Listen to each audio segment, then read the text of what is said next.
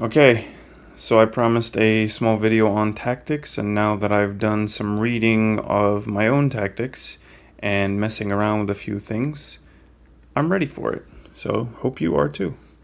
To start, I'm just going to hit the Season 4 icon here, and then the big rectangle there, and at the very bottom you see Tactics Cards. We're going to hit that.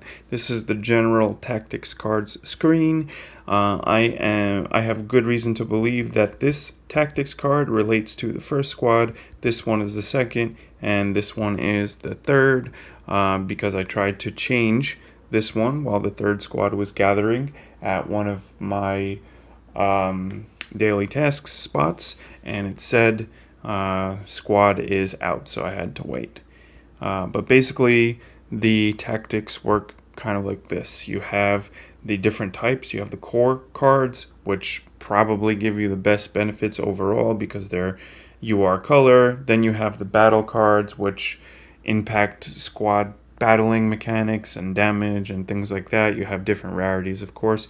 No URs, but you have plenty of SSR and SR, and even some rares, which are just regular Rs, okay? Or just one Rs. And then you have the resource cards. Again, you have purple, blue, and green. Next screen, if I can hit the right one, I wasn't paying attention, is your tactics card packs. You open these as you get them. Again, you get them just by sending out electricians in your battles, as well as when the Blood Moon event is active for that half hour. As you kill moving zombies, you have a higher chance to have a tactic card drop. You pick those up, you open them, and you get some of the cards. In the backpack, oh yeah, little caveat, you have a maximum of 5 tactic cards drops per day, nothing more, nothing less. So be mindful of that. Don't just grind and grind and grind. I mean, you could if you wanted to, but you're only allowed 5 per day. But this is a list of where you see all of your tactics. I only have one core, so you only see that. I have a few doubles and triples and quadruples and even more of that one on the bottom of my battle cards, and then you can see I'll have a absolute metric ton of some resource cards, as you can see here. So basically, in the regular tactic screen, you can see levels on each one of these. It's easy to see right there. See, that's level 1, Warmind 1 against 10, level 1 there. You basically get some enhancing materials and you enhance it. Obviously, I don't have enough to do that, but the tactical fragments is what they use to make this level 1 a level 2, and level 2 into level 3, and so on and so forth. So to get that, you can do various seasonal things to get a little bit, but the best way that I've figured out, and the best way that is right now, is to disassemble or dismantle or disintegrate, whichever word you want to use, your existing tactics that you're not going to use into that material. And I hit that by mistake. So to do that, you have to literally go to a resource that you don't want to use. Let's just make sure these two are the same. This one is a basic rare. It only has one basic effect with no random effects. I'll go into that in a second. You're boosting food output by 3% base if you attach it to like this right here. I can replace, and we can do this.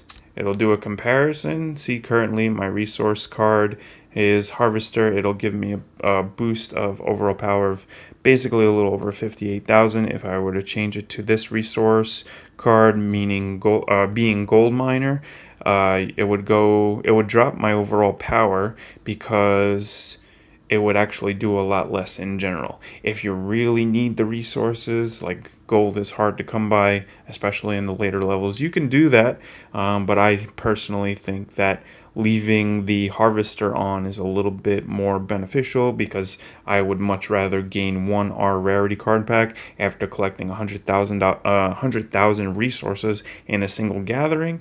So I just think that's way more valuable. And it also comes with more random stats. This specific one You can increase food production by 6%, 6.2%. You'll increase coin output, the base coin output, by 2.5%, and then you'll increase food production by 6%. So that's why I'm keeping the harvester on the third slot there. So I'm not going to replace. I'm just going to go back to the resource card thing here. Gonna click that. We're gonna click dismantle. Are you sure you want to dismantle the tactics card? Yes, I do. And you get 100 tactical fragments for that. There we go. Obviously, I have so many of these too, so there's plenty. But I have 4.2. We're just gonna dismantle that. Now I should have 4.3. Yep, it's going up by 100 each time. Before I actually dismantle a bunch more, I wanted to show you guys something too. The basic effect of a tactic, like the named tactics, the basic effect is always going to be the same. Master Healer is always going to have the basic effect of reduce resources required for healing by 12% as a base. What changes is the random stats. This specific one that I have equipped boosts your max daily resource plunder limit by 7.6%, which means you'll get more plunder rewards from like gold and iron and things like that. This happens to have it twice, so it randomed that twice at a different percentage. The first percent is 7.6, the second percent is 8. So I'm technically getting a 15.6% resource boost from plundering if I were to keep this version of the Master Healer. And on top of that, I'll be getting a 5-minute and 31-second free speed up for tech every time I do a tech upgrade. While those are good, especially if you like to plunder, I'm going to replace, and I'm going to choose one of the other ones that look exactly the same. So this one here, and you get a side-by-side comparison. I currently have the one on top equipped. The bottom one is the one I'm going to replace with. Okay? You can see that the basic effect is going to be the same, but the random stats are different. And I assume, just by nature, free speed up time for tech is 6 minutes 41 seconds, so that's a minute and 10 seconds more, which is good.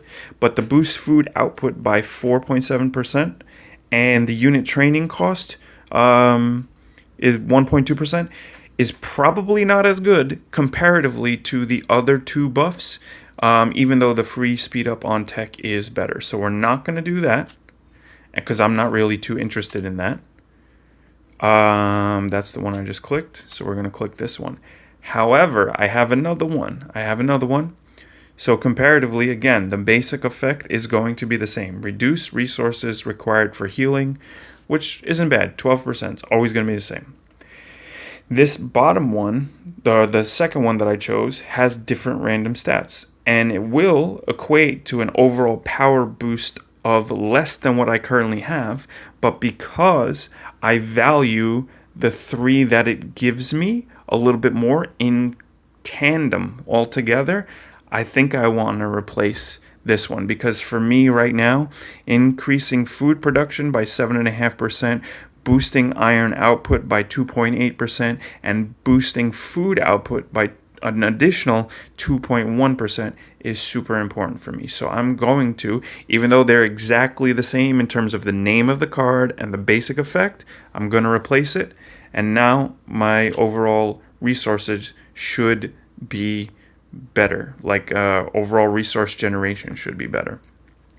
Now that I have figured that out, I want to, and it's nice and convenient. It'll tell me which one's equipped. I click on that one, and that's what's equipped. Now that I have this one equipped and I want to keep it that way, I will dismantle the ones that I don't want.